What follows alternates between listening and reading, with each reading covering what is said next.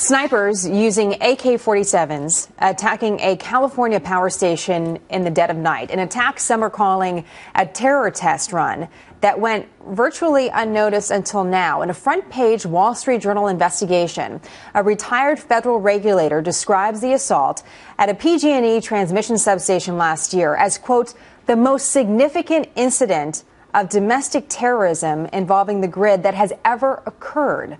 The substation near San Jose funnels power to Silicon Valley, home to some of the largest technology companies in the world.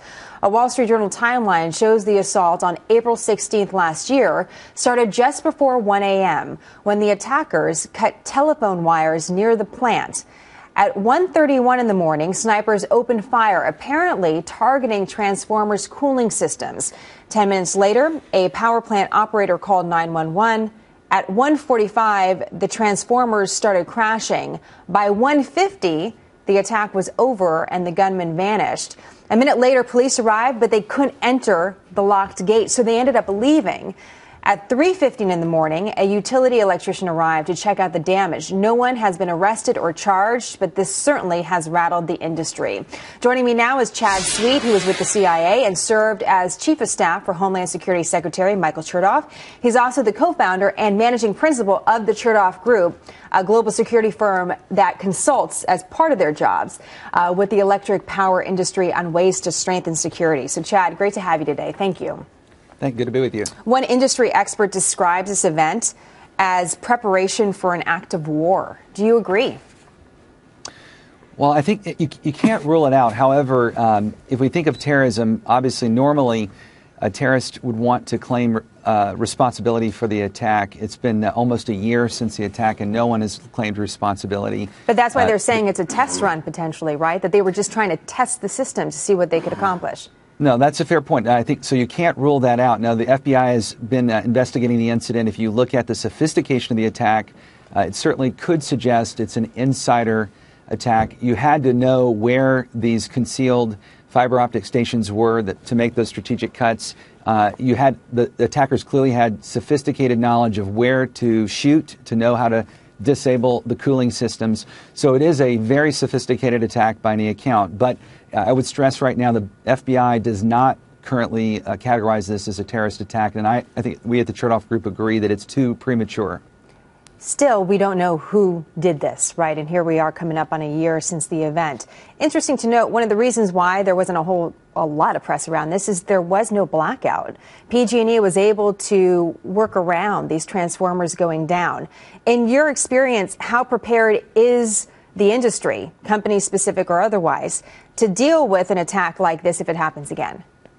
Well, it's a great question. If you look at the math here, basically the Electric Power Research Institute has shown that over the last decade, there's been approximately 2,500 attacks on power lines and substations around the world. If you think about that, that's about 250 attacks a year. In the grand scheme of all the U.S. transformers, that's less than 0.4%. So it's not a high percentage, but the industry is very focused on making sure that even if they are attacked, like you saw in the case of the Metcalf substation, that they're able to be resilient and that they can restore power quickly. So in this case, even though it was a highly sophisticated attack, coordinated, again, focused on knowledge of fiber optic cables that controlled the industrial control systems, even with that level of sophistication, no power was ever lost in this incident. So that does show you the degree to which the industry is leaning forward on this issue and resiliency. What is scary, and I'm sure a lot of us think of this, the massive blackouts we have seen in the past. For example, in 2003, massive blackout in the East Coast, and that was caused in part by a tree branch, Chad. It wasn't even anything that was a serious attack. So we're talking right now about the ways that some of these companies can prepare if they're attacked. But what about prevention, Chad? Where are we on that?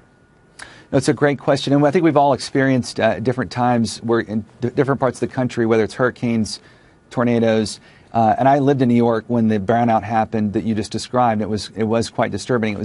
You have these moments where a single tree can hit a substation, and if that's a critical choke point, there can be cascading effects. So what both industry and the government have been working on are modeling out essentially those types of cascading scenarios where they can identify those choke points, and industry and government have to harden those particular choke points. So that's a critical part of this. Another part of it is risk-based resiliency. So if we look at the supply of transformers, for example, the industry's leaned forward with a program called the Supplemental Transformer Equipment Program, or STEP, and that's where they're working to create shared inventory across the country so that different utilities, if they're in an emergency, they know what type of transformer is available elsewhere and they can get it to this emergency site in a timely manner. It's comforting to know that there are people aware and there are systems in place, but certainly it was unnerving to read about this and the sophistication of this group, whoever they were, and what they were trying to do. Chad, hope to have you back on the program to talk more about this and other topics as well. Thank you so much. Thank you. Good to be with you.